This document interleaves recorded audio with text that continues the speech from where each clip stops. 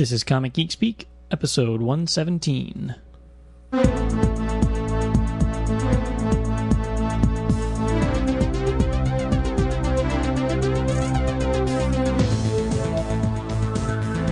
Welcome to Comic Geek Speak. I'm Brian Deemer. I'm Kevin Moyer. I'm Jamie D. I'm Peter Rios. Are you the beer baron? Yes, but only by night. By day, I'm a mild-mannered reporter for a major metropolitan newspaper. Don't crack wise with me, Tubby. Tubby? Oh, yes, Tubby. And welcome to the show. This episode of Comic Geek Speak is sponsored by the Pittsburgh Comic-Con, April 21st, 22nd, and 23rd at the Pittsburgh Expo Mart in Monroeville, PA. The show is going to be quite good this year. They got Bendis, they got George Perez, Mark Wade, Michael Turner, Mike Avon Oming, Angel Medina, Tim Truman, Howard Shakin, and a whole slew of other people. The show runs Friday 10 to 7, Saturday 10 to 6, and Sunday 10 to 5. It's $17 a day or $45 for the 3-day pass. And kids under 8 are free with a paid adult. And we're going to be there. I can go there to get my child under 8. Yes. Oh, jeez. Yeah, they just give them away. Beats the hell out of adoption. That's you know? right. So much for those thousands of dollars worth of legal bills. And of course, we're going to be there. And we're proud to announce that we're going to be hosting a comic trivia panel. It's going to be Saturday from 12 until 1. And 16 lucky people will get to participate for the comic champion and win lots of good prizes. So stop by our booth before then to sign up. And it just looks like it's going to be a really good show. Very, very comic focused. Not as much anime and movie stuff as some of these bigger cons. So if you're into comics, this will be one to definitely check out. Also, you can let us know if you're interested in getting a convention shirt. We'll be bringing them out, but if you know ahead of time, that way we can make sure we have enough for everybody. They're $15. You can go to the news section of our website and check out what they look like.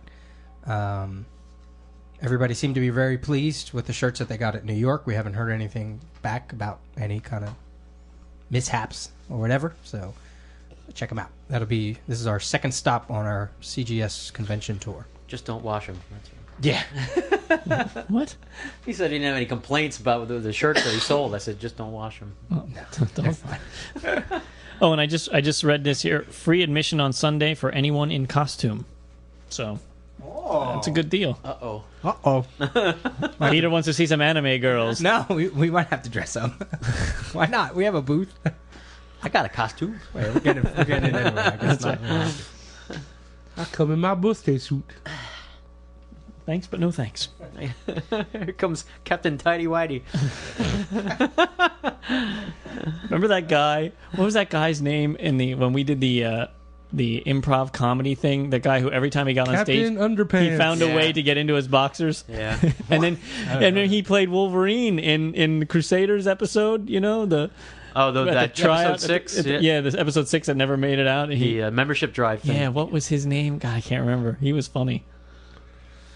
No matter what. Yeah. No matter what the situation called for, it was always down into his underpants. He found a way to get into his boxers, yeah. Reminder that the Book of the Month Club for March is V for Vendetta. So if you want to get that, you can get that from InStockTrades.com for 40% off. And when we do it, we're going to be including the movie review into the Book of the Month Club episode. So read the book and see the movie before you listen to the episode. What's the contest, Peter? Contest is take a picture in front of a sign, a billboard, a street sign, a window sign, a church board, anything that has some kind of comic reference. Have a prop or costume that matches that reference or alludes to it. And have another sign that says CGS or CGS listener or I listen to CGS or whatever. Send it in. You can enter as many times as you want. There's only one grand prize, and the prize is the first 4 Walking Dead trades, softcover trades, generously donated by Sandman300 to the show. And that'll be yours for the win. Cool. We should come up with another fan art challenge for the forum. The last one was the Hellboy ancillary characters, and we've had quite a few people do those drawings. So what should we give them next? Do we want to do something V for Vendetta, or is that too much? Nah, No? Okay. got that. What about Here's a nondescript English guy. Okay, here's another nondescript English guy. This guy works for the Finger. Okay. you want to do something like, since Annihilation's starting up, we could Oh, do there you like go. a Silver Surfer or a cosmic character? Any Marvel cosmic character? Yeah. Yep. There you go. That sounds cool. That's good. All right. Jeffrey Steven, we're looking at you. He'll draw them all. That's right. Draw every single one giant cosmic showdown. In 2 days, too. Yeah. I want my ego to live in planet. So what are we talking about this episode, Peter? Devil's Due. I never heard of him. Devil's Due Publications. Yeah, but what are we talking about? They've been sending us a whole bunch of stuff, and we've spread them out, and we've read them, so we're going to talk about them. I got a little blurb here from their website. Devil's Due Publishing was formed in 1999 as both a commercial art studio and a small press comic book publisher. It didn't take long for the company to shift all focus onto comic books, though, and quickly became one of today's top 10 comic book powerhouses. DDP founder Josh Blaylock said that comic books were a childhood passion, and since succeeding in their field was his goal, and after a period of time he spent in the world of licensing for brands such as Disney and Warner Brothers and designing clothing lines for alternative nationwide boutiques like Hot Topic, Blaylock combined his licensing and comic book knowledge to form the Devil's Due that we know today. Their first breakout comic was 2001's revamp of G.I. Joe. Let's see. Just trying to give a little bit of a brief overview. They soon acquired Voltron after that. And today their lineup includes Army of Darkness, Street Fighter, Darkstalkers, G.I. Joe vs. Transformers, Hack Slash, things like, let's see.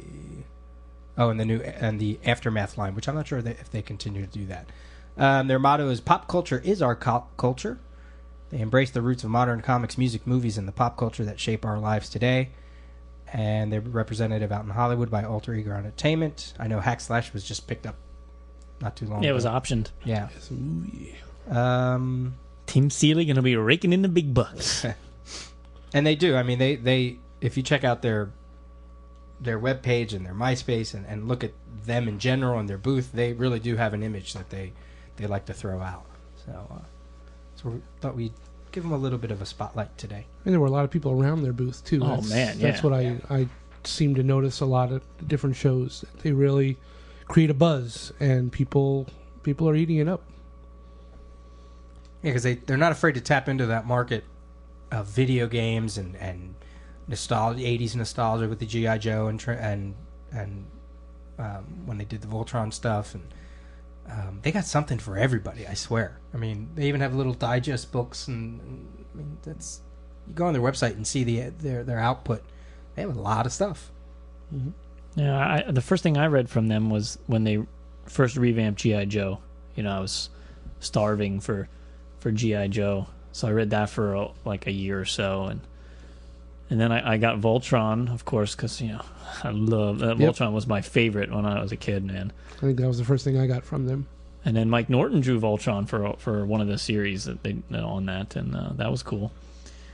I think my first thing I read from them was Defects by Marv Wolfman.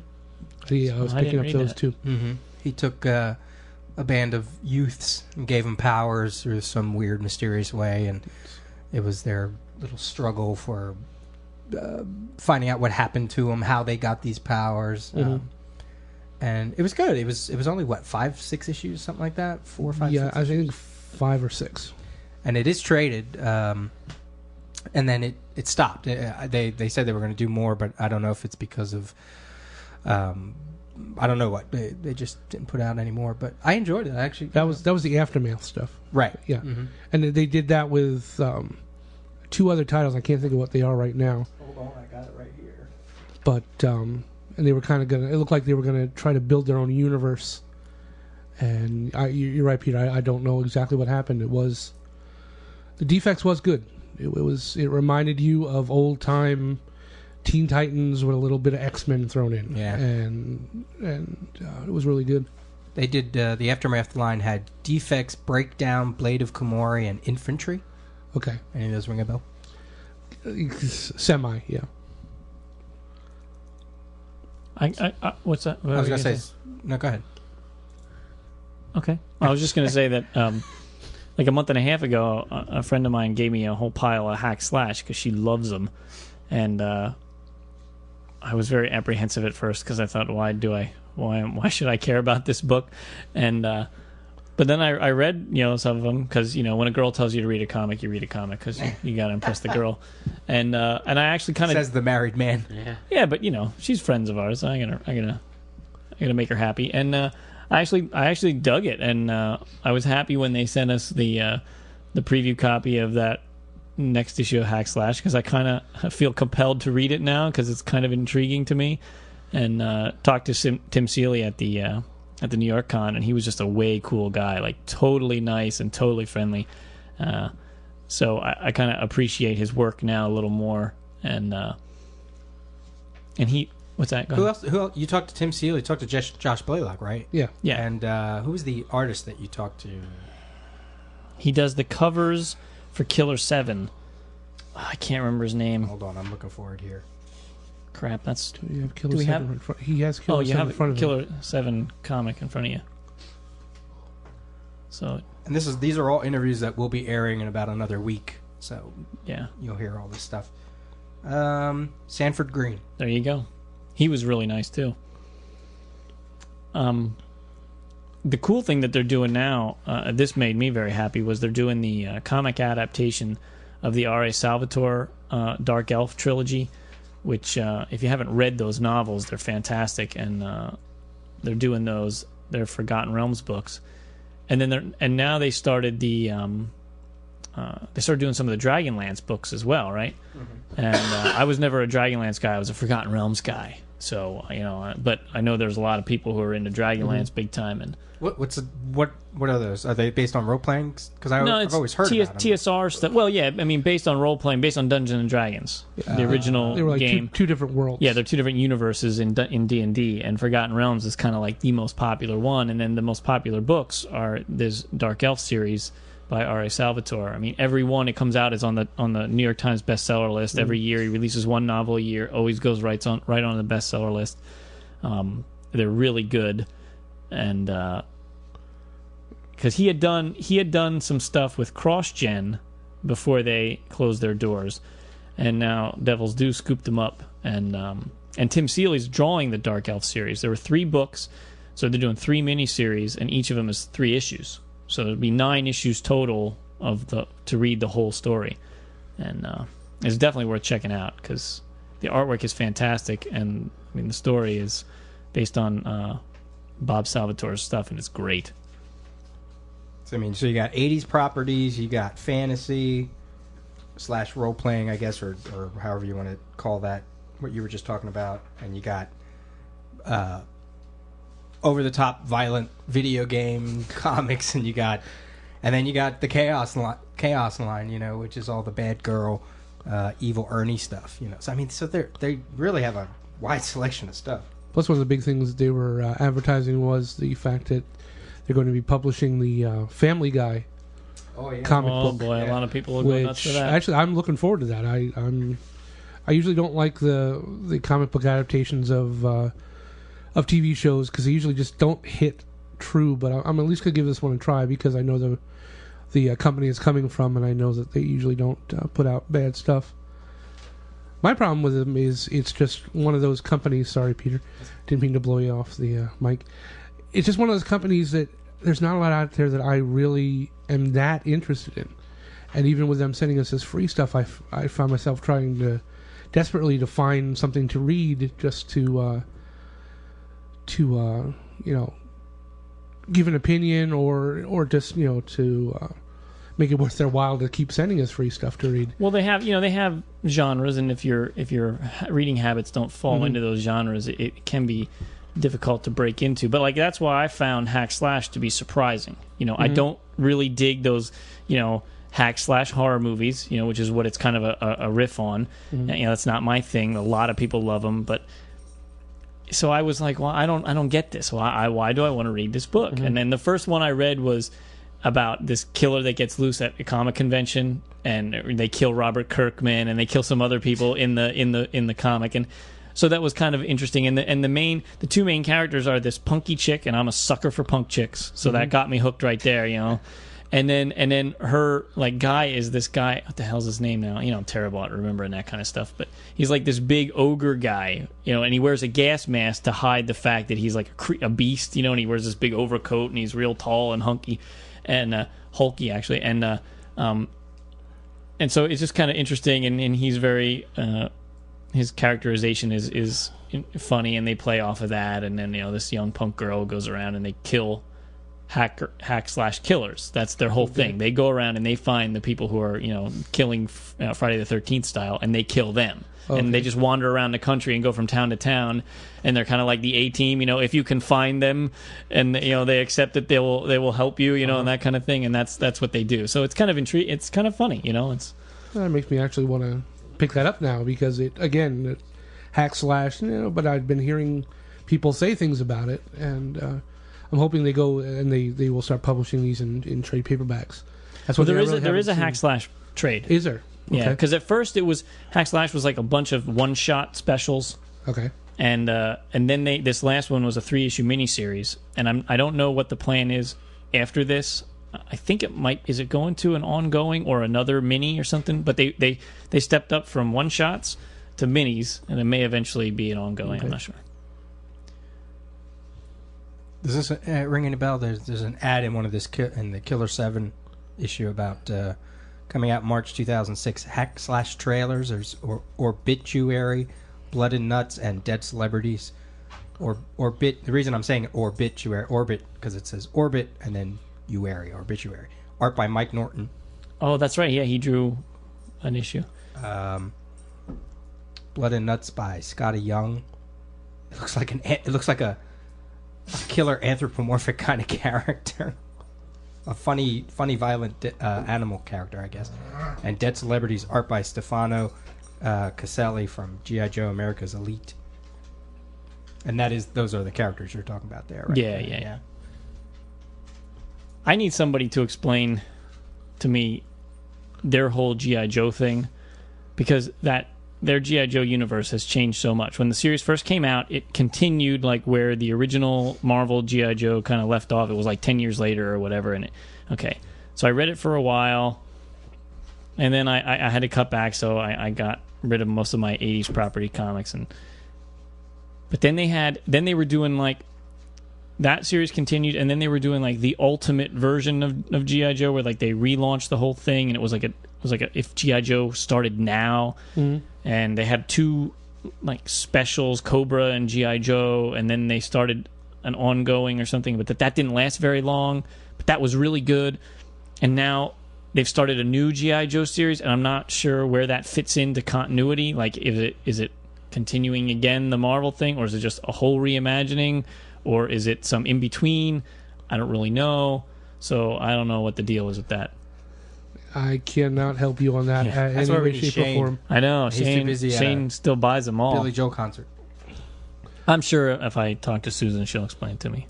Yeah, it's just G.I. Joe is one of those that I keep picking up, and then after I pick it up and read it, I remember why I don't read this book, because it just doesn't interest me. I don't know. I always think it should interest me because I'm old school G.I. Joe. I'm not talking about your right. You're talking about the giant kids, like 87-inch figures. I'm talking Kung Fu Grip and all that good stuff. So I mean, I grew up on G.I. Joe. I should love it, and I just can never get into the comics. That's just one comic I can never get into. When they did the like those prestige format special G.I. Joe issue and special Cobra issue, when they did like the ultimate version or whatever you want to call it, those two issues were so good, and the story was like so intense because it was like modern day. If Cobra was around today, like with today's terrorism and all that kind of stuff, and you could imagine a global terror squad, and that was Cobra, and I mean, it was like hardcore. I was like, whoa. It was like reading a Tom Clancy novel, you know, like that's how serious it was, and the art was amazing. I can't remember who drew that Cobra issue, but it was really good, and it was like, oh, you know, this I was totally digging on that. But then, like I said, then the series ended, and they ended the regular G.I. Joe series, and then they rolled it into this new thing, and so then I was all confused about where the continuity was. But I would have loved to see more of that. Like, and I could have read novels about that. Like, I was all like pumped on, like, this is great, you know. Apparently, I was the only one because I guess the numbers weren't high enough that they had to, you know, I don't know.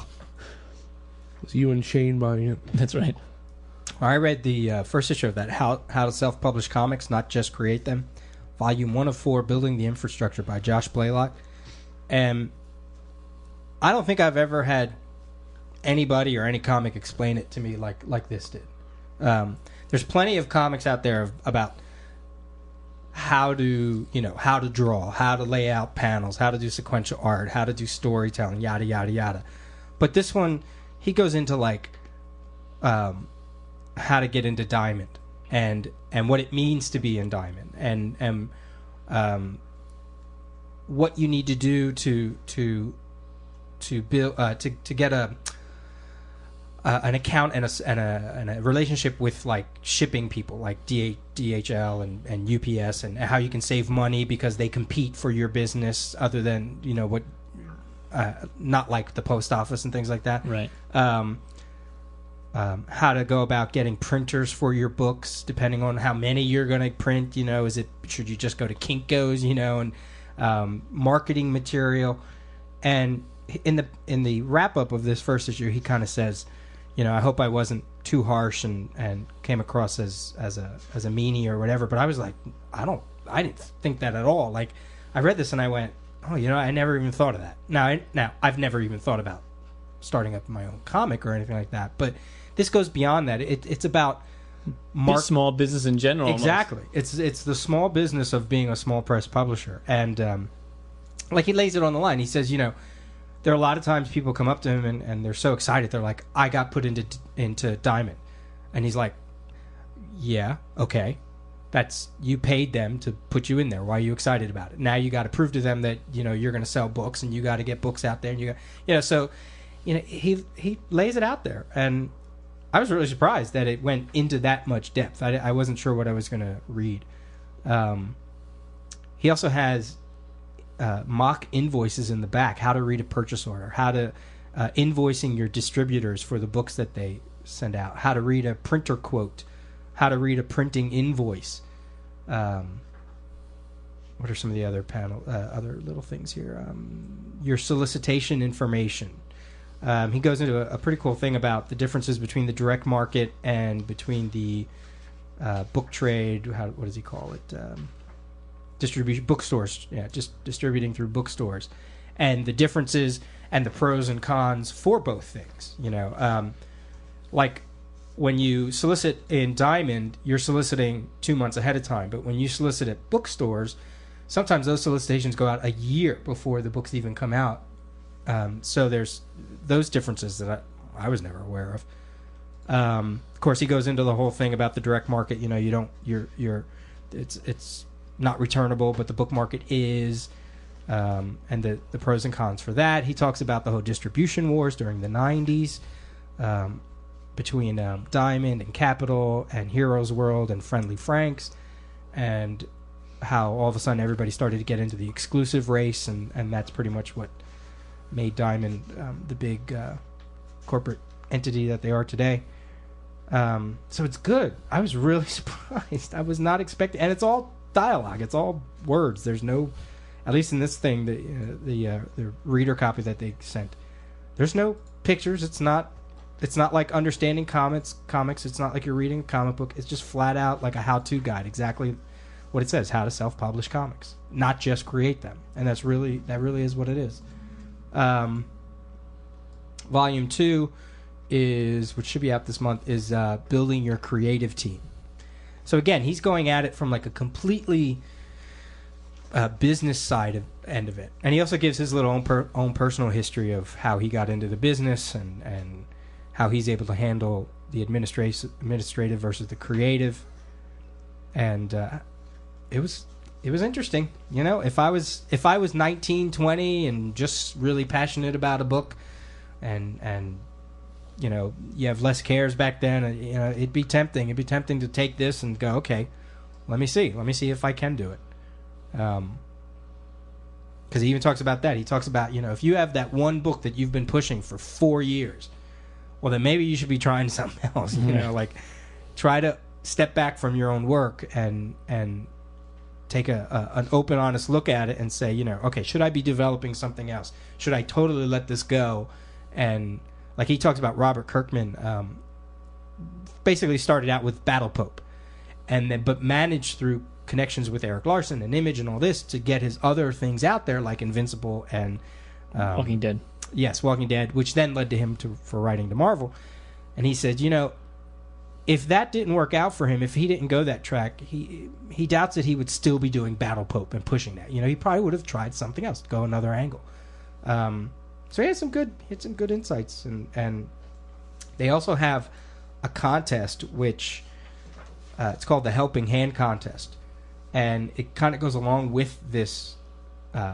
I hate to call it a comic, but it's in comic form. The grand prize winner will receive a free one-on-one consultation from Josh Blaylock during his or her self-publishing experience. The consultation consists of a half-hour phone call once a week for 2 months, as the winner builds an infrastructure, establishes a marketing plan, and sends that first comic book off to the press. Preliminary and follow-up phone calls and emails will be arranged to make the most of the 2-month period.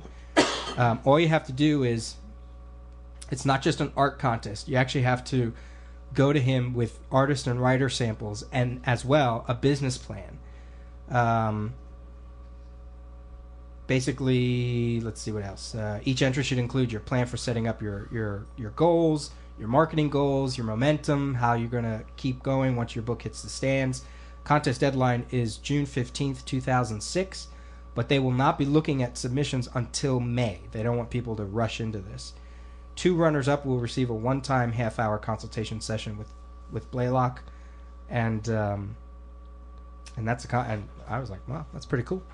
Yeah, half hour once a week, And it's smart too, because just think about here is a gentleman who has a publisher who now is going to have all these ideas thrown at him, all these creative teams, already set up creative teams, writers, which, if he sees nuggets here and there of other things, he can start cultivating those, and it's smart all the way. It's win-win all the way around. The person sending it in is winning.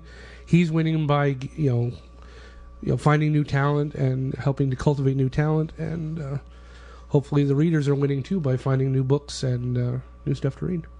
Here's a chapter in it. Line up your suppliers and technology, where it talks about, well, his first thing is no one can make comic books without a professional printer, and unless you're from the dark ages of 1995, you're going to need a computer too. Most printers want computer files delivered as solid TIFFs or PDF files. And then he goes on to say, if you aren't familiar with that, you need to get a hold of a graphic designer. So It's like, I'm sure people don't even think about that as they're starting out their books. And so it's good. And Josh is going to be at the Pittsburgh Comic Con, and on Saturday he's going to hold a 2-hour seminar for how to self-publish comics. You have to sign up for it, and I think it's $50. Something like that. Or 30, is it 50, 35? I think it's 50. Okay. And let me just make sure is he doing it one day or two? Hang on. Yeah, it's Saturday from 2 to 4, and you have to sign up separately from the con. So, and you can go to joshblaylock.com if you're interested in signing up. So that should be cool. I also read a while back. I read some of the Chaos books that they sent, and I'm not a fan of this stuff. This isn't stuff I'm going to rush out to see. But the artwork in the Evil Ernie stuff is actually not bad. Like, I was looking through it, I went, wow, this is pretty good. I like that. So if you're a person who likes Evil Ernie, you should check this out because the artwork is good. Tommy Castillo, I guess. Alan Grant's the writer. there was something about it that I went, oh, look at this. So it made me want to read it, because it wasn't like painful to look at. Like, sometimes you get some of the major independent books that are bad girl or violent over the top, and they're just, you can't get past the artwork, or much less the artwork in that Purgatory series was pretty good too. I'm telling you, where's that one? I think Matt has that right now. Okay. He's reading it. Yeah, he's probably got to lock that up. Read it. He ruined it. Well, that was. But how long has Evil Ernie been around now? Around forever. That's one thing that, like him or don't like him, you can never say about Brian Pulido. He does. Always had an audience, and the artwork was always good. You may not like it. It may not be your cup of tea, but if you look through his books, I'm not saying other bad girl artists, but his books always had good artwork. He knew what was selling those books. They may not, the stories may not be great stories, but he knew the artwork was selling those books, and you can never say bad things about the artwork on those. I mean, there's obviously a market for it. Sure. Obviously. I mean, because it's been around for forever. And well, yeah, I mean, when I was working at the comic shop, we had Evil Ernie comics, and so that was. Yeah, it's been since the '80s. I mean, late '80s. Lady Death and Lady Death's been along for a long time too. And the little, I mean, I don't know Eve Warner, and that little button that he has talks to him, and the smiley button. Yeah, I read it and I went, I can't believe I just read and enjoyed an Eve Warner book. But you can't. I guess you can't judge a book by its cover. How many times have you said that? I don't know. It was interesting. Yeah, I sat down and read this Black Harvest. They sent us a preview copy of number 3. I think it's a mini-series. Yeah, if I'm not mistaken. It's like a 3 or 4 issue mini-series. And it wasn't bad. I mean, I understood going into it, not having read the first one. They have a nice little, it's by Josh Howard. And he pretty much does everything, I think. He's artist and writer. And then there's a letterer. Steve Seeley is the letterer. And like I said, I went into it not having read 1 or 2. And I could follow it. There's a nice little blurb in the front that tells you what's transpired before. Artwork isn't bad. It reminds me a lot of Michael A. von Oeming, of his work on Powers, especially. Just the cartoony style with more realistic characters. Again, like I said, it's a middle of a story, and to describe it, I can't really do it justice because I didn't really read everything, but it does make me almost want to go out and find 1 and 2, read them, and continue on with 4 until the ending, and just to find out because there were enough little bits here and there that I saw that I was like, I would like to see what this is. So if I'm in a shop sometime and I'm walking around, I may look to see if I can find the first 2 and then get the rest. So I did enjoy it. On the 15th of this month, these are the books that came out from Devil's Due: Sigma 6-4, Evil Ernie 4, Josh Howard's Black Harvest 4, Purgatory 5. On the 22nd is when Dragonlance 8 of 8, Forgotten Realms Exile, the trade paperback, Forgotten Realms Sojourn 1 of 3, and Josh Blaylock's How to Self-Publish number 2 of 4.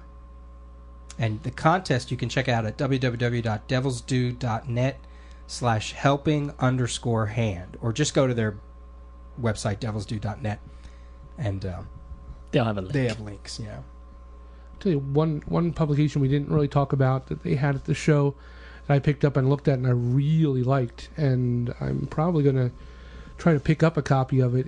They're putting out a magazine called Lo-Fi, which is basically a kind of a pop culture type magazine, and what I really liked about it was I was looking through it, and they had reviews of a lot of independent comics.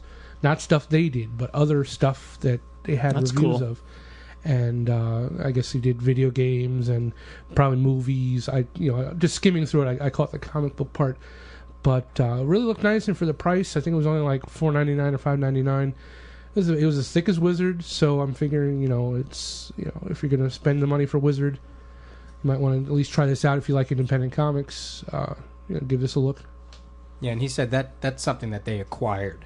Mhm. So it's not like was published by them. They actually, he says here, he says, having grown bored with the standard comic magazine fare, this little publication called Lo-Fi seemed like the kind of mag he wanted to read and wanted to make.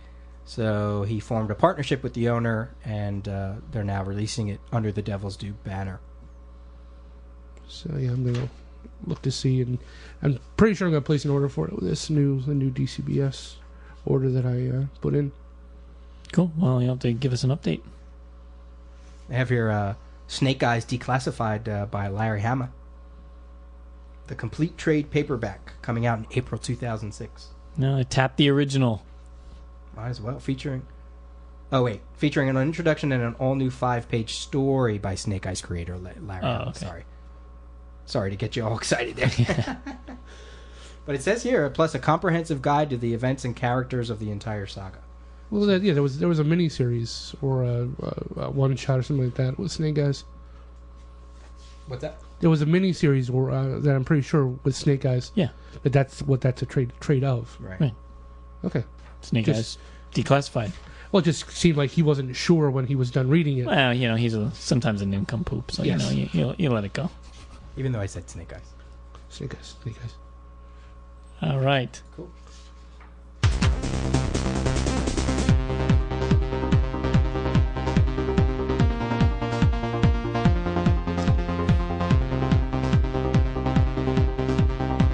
Time to put your trivia to the test. For this episode, Stump the Rios, we have an audio Stump the Rios from Christopher Gallo, Webhead, on the forum. So, here we go. Hey guys, Chris here with my very first attempt at a Stump the Rios. All my questions are Marvel questions. Sorry, Peter, but what can you expect from a guy who goes on the forum by the name of Webhead? Okay, time for the questions. My first question is a Spider-Man question. Peter Parker's parents were Richard and Mary Parker. What was Mary Parker's maiden name?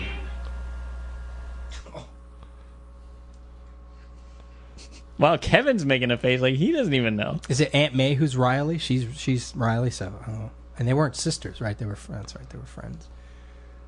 It's Schwarzkopf. Something tells me that's not it. You don't think? Gonzalez? As revealed in Untold Tales of Spider-Man #1, Rodriguez. Mary Parker's maiden name is Fitzpatrick. Her father was Wild Will Fitzpatrick, a member of the OSS. There you go. Okay. Question number 2. In the mid-'80s, Captain America created a nationwide citizens hotline. What was the name of the group that monitored a hotline for Cap? Stars and Stripes. The group was called the Stars and Stripes. There you Cap go. created the hotline in issue 312, but the group's name was not revealed until issue number 317. And for my final question, an Iron Man question. Who first legally took control of Stark International away from Tony Stark in a hostile takeover of the company? I'm having more fun listening to the background music than these questions. From all those old 60s Mm-hmm. cartoons. Is he talking another corporation? I don't know. I always go back to Stain because that's the only one I ever know. The Obadiah Stane, Stain International. But I think it's something else. that's my answer. So I don't know. What were you going to think? Shield. Oh. Nick Fury and Shield.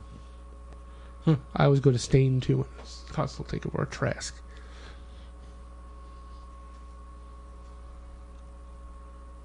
You done thinking? Oh yeah. Yeah, okay. I'm That was the answer. All right. That was my answer. Our answers. Stain. In They say issue Shield. 129, Nick Fury and S.H.I.E.L.D. took control of Stark International in an attempt to get the company to start making weapons for S.H.I.E.L.D. Huh. So, Peter, how did you do? 1 out I of hope 3. I didn't make the questions too easy for you. Maybe on my next try, I'll make my questions all indie questions because I don't know very much about DC Comics, and you seem to know everything about DC. So before I go, I wanted to thank you guys for creating such a great podcast. Keep up the good work. So, until Spider-Man gets a cape and starts throwing spider-rangs around, make mine Marvel.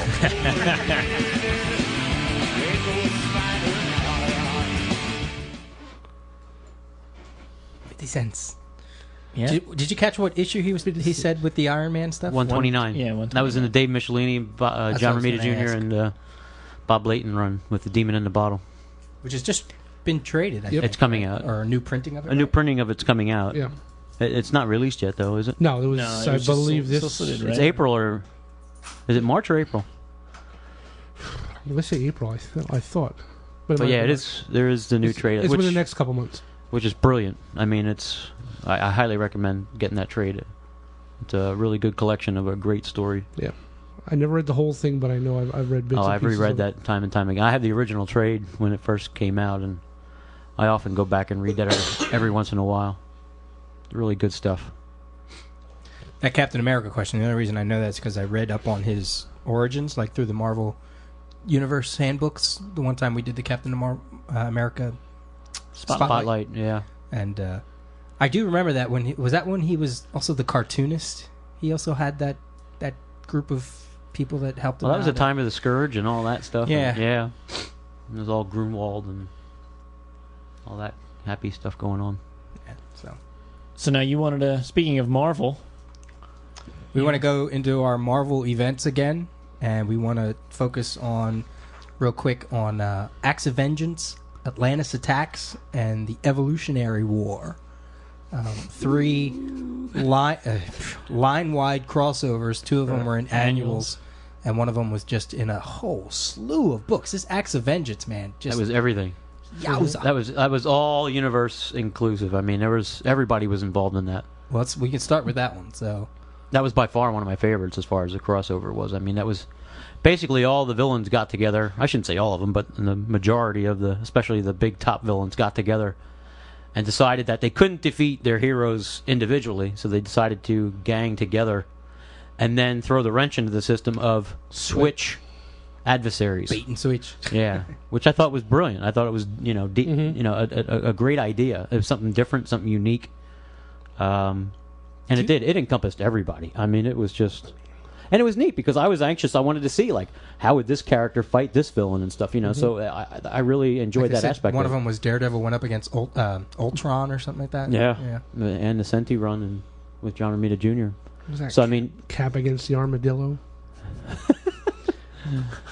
Well, yeah, you laugh now. But I know, but you still you laugh. I laughed then, too. You laughed then, too. You have these books. When I was going through your collection that one time, I was doing all the eBay thing, and you had one of these, I think. I had some of those issues. Yeah, you had like a lot of, because I kept seeing the banner. Mm-hmm. That was what year was that? Like 88 or 89 or something? 88. Yeah. It was That was- late 80s, but I mean... That was when I was starting to get heavily into Marvels. I think I had the West Coast cover date. Avengers issues. Yeah, 'cause that was the and- Burn, when Burn was doing yeah, West Coast exactly. Avengers. So I had those, and It says cover date of around December 89. Yeah, okay. that was... I mean, it says here, Loki was the guy behind it all, and he had an inner circle of masterminds: the Kingpin, the Mandarin, Magneto, the Wizard, Doctor Doom, and the Red Skull. Yep. And like Kevin said, they all went switcheroo. And the one thing that when I was reading up about it, because I've never read any of these actually, they said there was a whole Magneto versus Red Skull moment in Captain America because of Magneto being the Holocaust survivor. And Yeah, you know, that was later on in the series. That wasn't in the beginning, but that took place later on. Because you started to see, I mean, they used the characterizations of all those egos, and the villains, together. That eventually that would have some sort of ramification in itself, and that's what started to happen.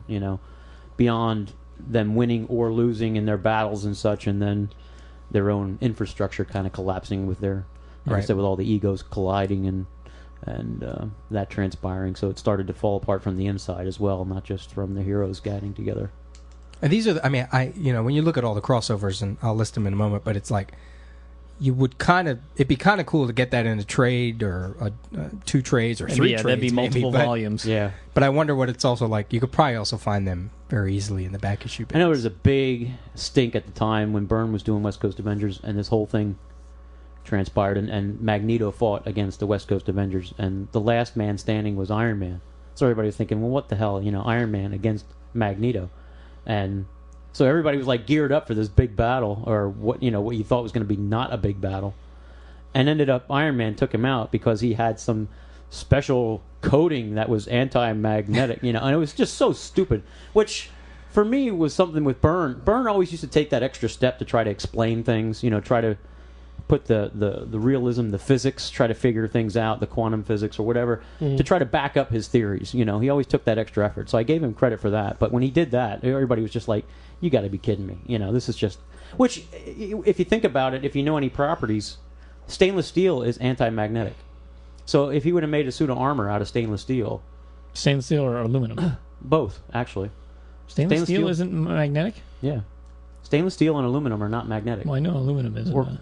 So all you had to do is say that I made a special suit out of stainless steel, and that would have been totally acceptable. But aluminum would have been a little bit... Oh, okay. Oops, sorry. So, I mean, there's ways he could have done it. But that was... knock a hole and there was a dent into his head. He could have coated it with some super strong epoxy or something that would have made it. But that was one. But it's also the Marvel Universe. You could just make a suit of vibranium, or maybe you can control vibranium. I don't know, but you know what I mean. Like you could come up with something. He could have made some super hard carbon fiber thing, something that's stronger than steel. Even carbon. Yeah, you're right. Some carbon fiber or something. But yeah, to spell it off as molecules. I've had a coating on my armor that makes it anti. How funny would it have been if he would have attacked him with flannel? Let me see you try me now. PVC Iron Man. So that was one of the plastic. He's like the Tupperware. I'm giant Super Bowl Iron Man. So that was a big moment that the fans got kind of pissed off about. Do you remember the ending? Did it all did it wrap up nicely, or do you even remember? Oh God, it's been so long. I thought I remembered it, but I was looking at all those cross. I don't remember. Yeah, it's been a long time. All. Yeah, I'll list a few of them, but the titles are 2 issues of Alpha Flight, 4 issues of Amazing Spider-Man, 3 issues of Avengers. Avengers Spotlight had 4 issues, one of them being the epilogue, 3 issues of Avengers West Coast, 53, 54, and 55. Captain America, 365, 366, 367. Cloak and Dagger, 3 issues. Damage Control, 4 issues. Daredevil 2, Doctor Strange 3, Fantastic Four 3, Incredible Hulk, Iron Man, Moon Knight, New Mutants, Power Pack, Punisher War Journal, Quasar, Silver Surfer, Spectacular Spider-Man, Thor, Uncanny X-Men, Web of Spider-Man, Wolverine, X-Factor, and the parody in What the number 6. Which was a great run. Whew. What the was awesome. There's also Avengers Annual 19. There's a backup 11-page story, which is also an epilogue to the Acts of Vengeance storyline, where Captain America and his Avengers try to piece together what happened, and through a videotape testimony from the Wizard, discuss how they can learn to better prepare from future attacks. Like I said, I don't recall the exact ending of it, but I know it had a lot to do with that infrastructure of them, battling and not being able to hold it together as a supervillain team because it just, they just couldn't work together. It eventually just won out that way. So then the other 1989, and this one is a annual event, is Atlantis Attacks, where the character known as Gwar returns to Earth. Gwar? Yeah, Ghaur. The heavy metal group? Yeah. Sexecutioner, la la la la la la la la. Ho, ho, ho. He tries to resurrect the evil god Set, who's depicted as a giant serpent with 7 heads. He enlists the aid of Atlanteans who attack the surface world while he makes preparations needed to welcome back Set into this dimension. And that is a 14-part annual crossover. Was that was the first all annual crossover, wasn't it? Yeah. Is that the first one? The Evolutionary War actually Was is. before that. Okay. Yeah, because the Atlantis Attacks is 89, Evolutionary War is 88. Okay. I had a bunch of those Atlantis Attacks ones. I was one of those things where I was like, oh, cool, a crossover. And I started buying all the annuals, and they were all oversized and overpriced, and they all sucked, And see, that's the thing. I got into them because I always bought the annuals anyway. Sure. And I always liked it that the annuals were separate stories done by, either a different art team or, writing team and such like that. But they just started throwing a lot of, like, people you didn't know. They weren't very renowned. There were your standards that they, had thrown on some of these, but there was a lot of, like, new people that they put on these, and which made it very poor quality. They just didn't hold up. They just didn't hold up. This one is a 14-part crossover. It was Silver Surfer, Iron Man, X-Men, Amazing Spider-Man, Punisher, Spectacular Spider-Man, Daredevil, Avengers, New Mutants, X-Factor, Web of Spider-Man, Avengers West Coast, Thor, and Fantastic Four. And they say that there was also like a subplot where they kidnapped 7 superpowered women to serve as the mothers of Set's offspring. Oh, yeah, that's right. God, There's so also long since I read these. the other plot line was they were trying to gather the Serpent Crown, which was Which that spawned into the next year's annual because he had the Serpent Crown affair, which took place in all the annuals. I believe it was the following year after that. and there's a Yeah, I didn't buy any that year. I have those. there is a trade called the Serpent Crown Saga, which happened before all this, right? Like Right. early in the Avengers Yeah, run. which right? that leads up to that, yeah. Okay. Go ahead. What were you gonna say? No, I was just going to say that led into that. That's what, the next year's annuals, which they did step up. Byrne did a lot of those annuals that following year and such, wrote and drew them, and they took a little more care with those, I thought. But the Evolutionary War was kind of interesting. Well, I was going to say, in What If 25, it says, what if the Marvel superheroes had lost Atlantis Attacks? So that was kind of like another miscellaneous issue. But yeah, they say the Evolutionary War is the first push for a crossover in the annual. It was the first attempt by either company to present a major crossover event within the company's annual issues. Smart point from a marketing point of view, because they had no choice. If you wanted to read it all, you had to collect All the annuals. and that was a 11-part storyline. But that was with him trying to, like the High Evolutionary. I thought he wanted to. He thought the human race was ready to do the next evolution into their evolving into their next state of being, and he was trying. He thought it was his place to jumpstart that evolution change. And he sets in a whole bunch of different plans. He sends soldiers out to neutralize mutants and subhuman races who he deemed as dangerous to humanity's genetic heritage. Which if you when you hear all this and you read about it, it's exactly like Hitler in World War II. Oh, right. You know what I mean? Mm-hmm. It's trying to create a race, a superior race, and knocking out those races which he deemed to be impure, and to try to inferior. So it was very based on when I was reading it, I was like, wow, I can't believe how close is this. So being a World War II buff, that stuck out to me right away when I was reading it. But he wanted to get rid of all the world's drugs. it was interesting. For when it came out and for the first attempt at a annual crossover, I thought it was pretty good. I would read them if I ever sat down, or if I could get them all, or if they. This one, 11 chapters. Well, I have all that. If you want to read do them, you really? I have. I'm pretty sure I do. I have them all. There's also a What If #1 from July 1989. What if the Avengers lost the Evolution? Yeah, that was the relaunch when they relaunched What If. That's like Volume 2. So, which I think I have that too. But isn't the High Evolution? Wasn't he a hero? Was he, or not a hero? But wasn't he was not always a bad guy, right? Sometimes. And even there, it wasn't like he was an overt bad guy. He was just. It wound up being a bad guy because he was, he thought he was doing correct. Right. And doing right, so he wasn't like he started out to be this megalomaniac, but it kind of wound up being that's what he evolved into. Right.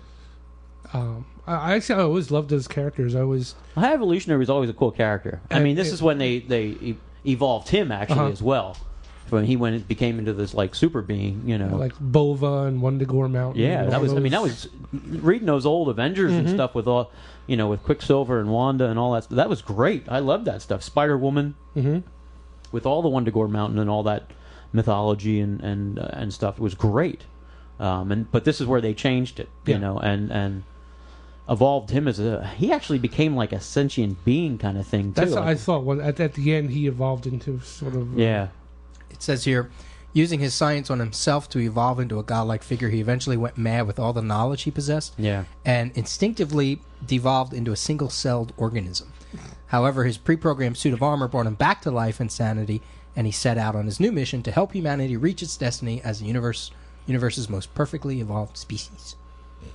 So he never was painted as one of those like villains where he would go out and try to conquer or destroy somebody or something like that. This was just something that was he felt his essential purpose was, that he was part of that, a catalyst in the evolutionary theory of, he saw the Homo superiors with the mutants and seeing the superpowered the heroes, and also what happened on Wundagore Mountain with all the experiments and things that transpired there. It was just led all up to what happened in the evolutionary war.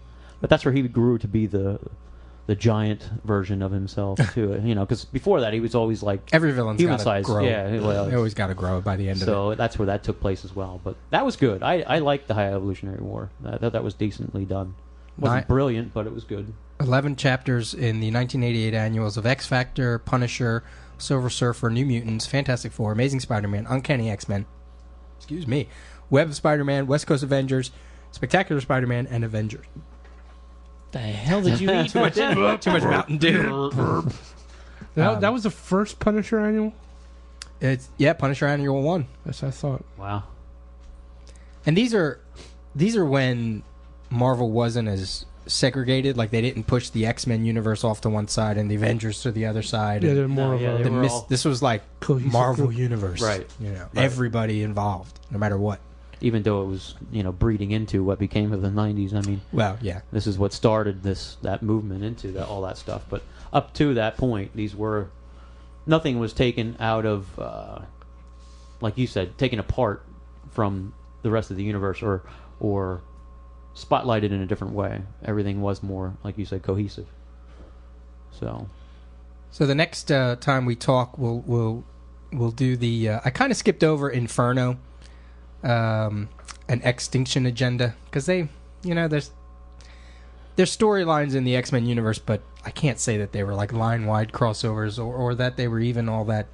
I mean, Inferno had some things in it that. Yeah, I was gonna say Inferno kind of. Inferno had some, with Madeline Pryor. The whole Madeline Pryor thing. That was kind of more significant than any of the other ones I felt. Answered a big question and then opened another whole mess of questions. Yeah, and Extinction Agenda, I can't get through. I read it once. I could never get through it again. I mean, it's a nice trade paperback when you get it. It looks really kind of cool, and then you read it.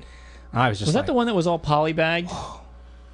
No, you're thinking the Executioners. Yeah, okay. That's later. Yeah. All right.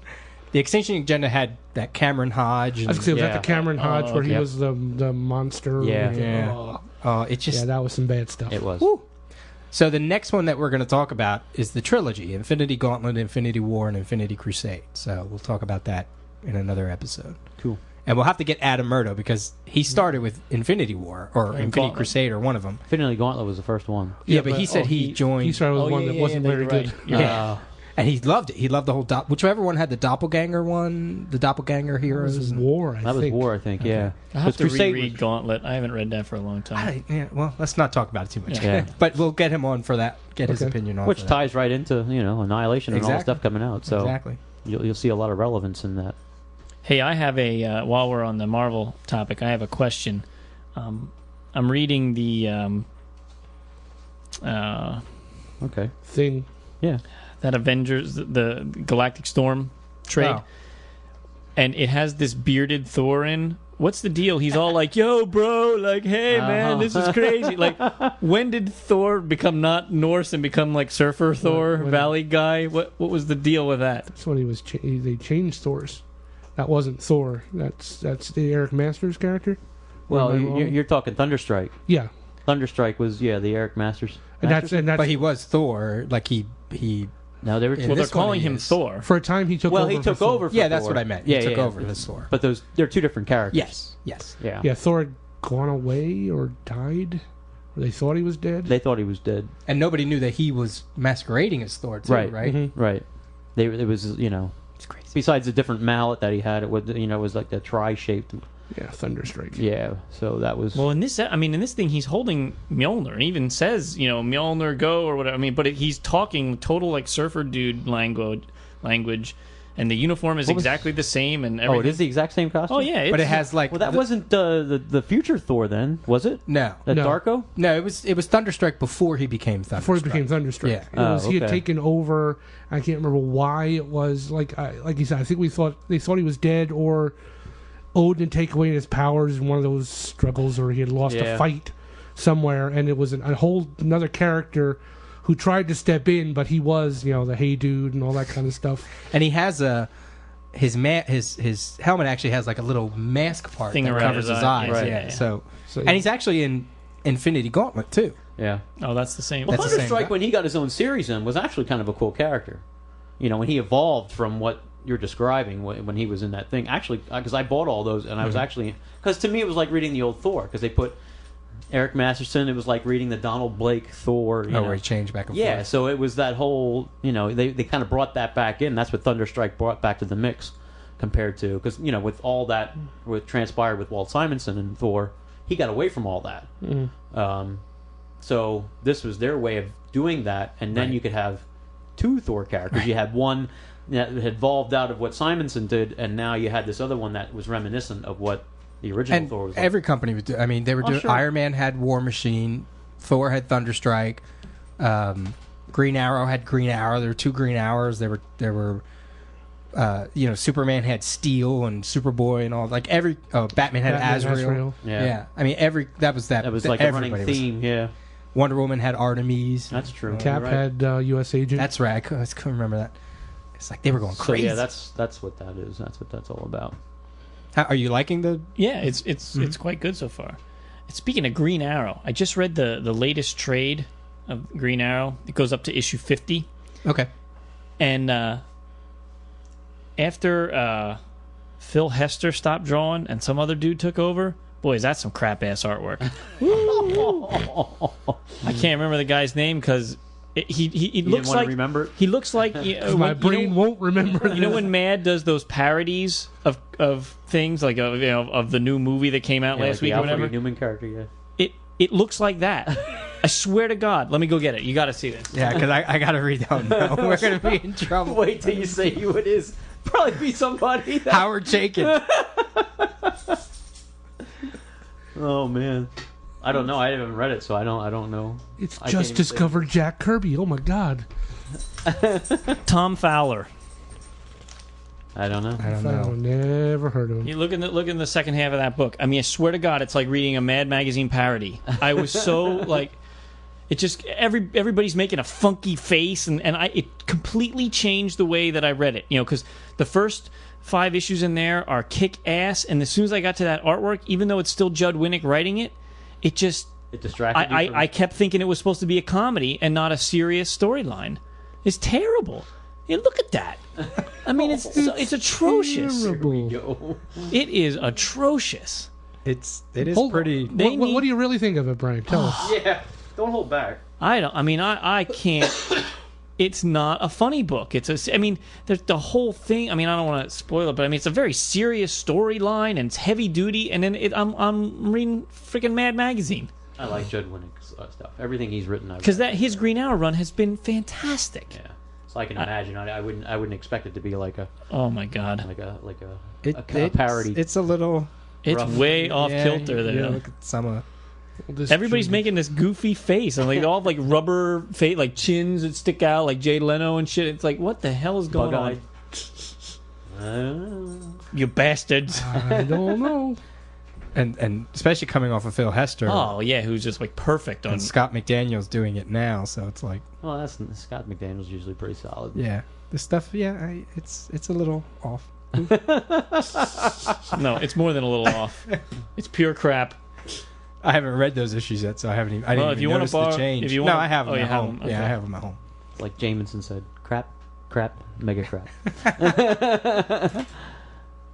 So you want to call somebody now? Do it. And we're gonna try. How about Mario? Steve. He's Skywarp 184 on the phone. Oh, okay. So what are we going to call him? Where's he from? Does he say? North Carolina. Cool. North Carolina.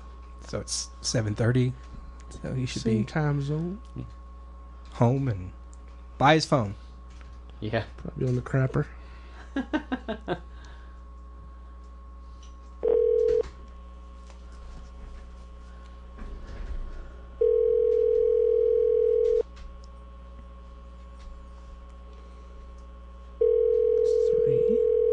Come on, Steve. Time for the machine to pick up. Hello? Hello, Steve. Yes. Hey, Steve. This is Brian Deemer and Comic Geek Speak. How are you? Good. How are you? Very good. How you doing? Pretty good. How are you guys doing? Very well, thank you. Yep. What are you doing on this Monday night? Not much. Just working on my basketball brackets. So who are your final four? I haven't decided yet. So you haven't gotten that far yet. I'm very meticulous in my picks. Well, let me guess. Is North Carolina going to be one that's going to be high up there? I'm not originally from North Carolina, so I'm not a huge Carolina fan. So you I do go to Wake. I do go to Wake Forest, though. But they didn't make it this year. so you're not bleeding powder blue. No. What the hell? Hey, we're their talking color. sports here, I okay? guess. That's their. That's the, I'm North completely Carolina, zoning out. I have no idea what the hell they're talking about. North Carolina, their color I is freaking powder hate blue. basketball. It's like the worst sport ever. That's where Michael Jordan came from. That's where he went to college and Oh, really? played. Yeah. Thank you, Kevin, for being there for me. No problem, buddy. I got your back. So who's your bookie? So what you guys up to? What are you talking about? We're talking about. You did a thing on Devil's Due? Yeah, we did a Devil's whole Due thing Publishing? on Devil's Due Publishing. Thank you, and we talked about some Marvel events, Like the annual crossovers that they started doing? Acts of Vengeance, and Evolutionary War, and Atlantis Attacks. Oh, okay. What do you read? What do I read? Too much. What have you just recently read Uh, that you I recall? just read Supergirl number 4. I'm a little behind on that. Because I know 5's out too, but I just got caught up with 4. I was going to say they're behind on it too. Yeah. Yeah, no. Well, that's a whole I'll Jeff get Loeb to the thing. end and I'll see that it's supposed to come out in December, and I'm like, okay, I just got this like 2 weeks ago. Yikes. Well, now we gotta give. So yeah, I'm reading all the Infinite Crisis stuff and reading a lot of Marvel stuff. And I plan on getting Annihilation, Civil War, and all that. Excellent. Are you a big events guy? Do you like events? I do. Anything that Multi-universe. multiple titles and affects continuity. Just that's what I go for. Right up my alley. Then it's a good time for you, isn't Yeah, it? really. Hey, both companies, you can't lose there. Bad time for your wallet, good time for reading. That's right. Exactly. Do you go to a local Yeah. Do you go to a local comic store down there, or Well, that's what I was just about to say. Actually, I'm just starting to make the conversion to DCBS. I mean, I have a pull list at a local store, and but I'm starting to like stuff that I don't already have on my pull list that are starting to like Annihilation stuff and stuff like that. I'm starting to order through DCBS. cool? Plus, I'm going to be moving soon anyway, so if I just start ordering through DCBS now, I won't have to worry about loyalty to a new store. Where are you moving to? Tampa, Florida. Well, you get around. What are you doing down there? Just going to be finishing with school in May, and that's where I want to work. Cool. There you go. So then we'll have to come down and visit you. Down in Tampa, we'll have a Yeah. place to stay. Tampa. Definitely, anytime. Hey, I've been to Tampa, and boy, that city shuts down at 5 o'clock. I got to tell you, Yeah. Really? you got to go to the. Go ahead. I was gonna say you got to go to Ybor Harbor or Ybor City or something like that. Yeah. And Yeah, actually, I was just down there last week looking for apartments, and we ate at a real nice Cuban restaurant down there. cool. Because my father's Cuban, and just always grew up with my grandma making all that great food, and had to go check out one of those restaurants. Nice. Sounds good. Yeah. Stuffs. Oh yeah. So what do you look? Anything that you're really just looking forward to coming out, other than the crossover stuff? I'm kind of missing Walking Dead. It just seems like an issue hasn't come out in a while. Damn that Kirkman. What was that? I said, damn that Kirkman. Yeah, I know. I think he's just spread a little too thin right now. Have you been a long time listener of the show? I guess it depends what you mean by long. I think I started listening in November, Okay. and I haven't gone back and listened to all the episodes, but What? certain ones that look like appealing, I've gone back and listened to. But ever since when I started listening back, whenever in November, I've been listening ever since then to every episode. Gotta go get the back issues. You're a comic collector. You have to go to the back issues. I know. I just got to find the time. Well, I'll tell you what. We'll ban you from the forum for a week, and then you can go listen. No. Don't take away his life. It's his crack. That's his crack. Well, I almost felt like I was banned the other day when it wasn't working all day. Yeah, that was horrible. Yeah. Everyone was going nuts. I know. It's like the internet breaks in half when our forum is down for an hour. We heard I was like, Joe Quesada delivered on his promise a year late. That was his whole goal, to break our forum.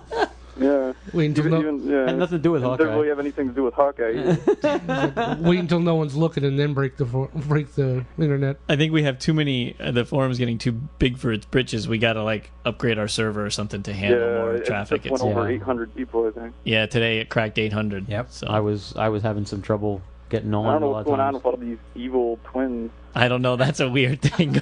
It has a whole life of its own, man. Sentient in I'm itself. assuming it's the people just making evil versions of themselves, but I don't know. Yeah, that's what it is. Yeah.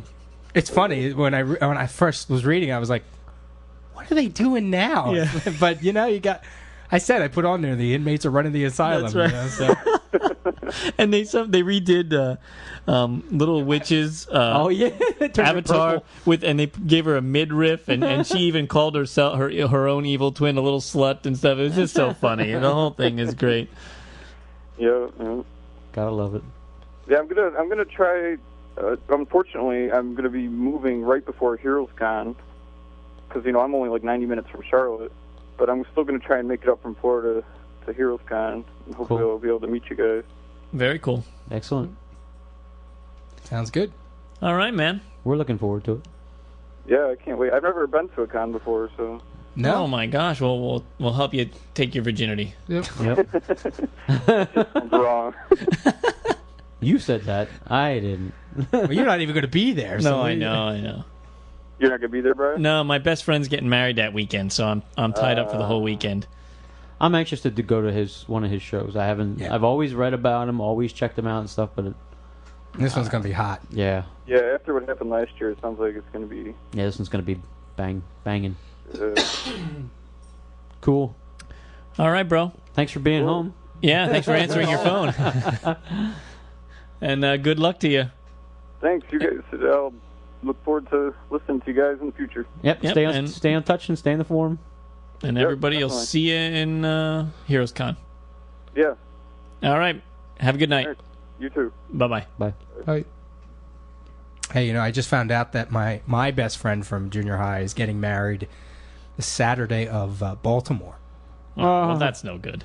I know. Well, Because All right. they just opened Scores in Baltimore. Did they really? Yeah, Yeah, just they this did. weekend. and guess what's next? What? Scores Philly. Oh, no. Scores Philly. They made that Are announcement. they? Is it going to be in time for Wizard World Philly? No, it won't be no. time for us. But But what about the Goddess? well, we got to go to the Goddess. Yeah, Well, come we on, gotta no go there. cover, Oh no man, come on, no cover, cover, and, Yeah. and Hello. You get Yeah, away that- with yeah. a dollar. that's a called stripper. intimate. Yeah. Scores. You're not going to get that intimate. But at least Baltimore's close enough that I could go to the wedding, go to the reception, and quick drive down for Saturday night. I'll miss Saturday day, but I'll have Friday and Sunday, so I'm already kind of planning ahead. Are they having it Friday?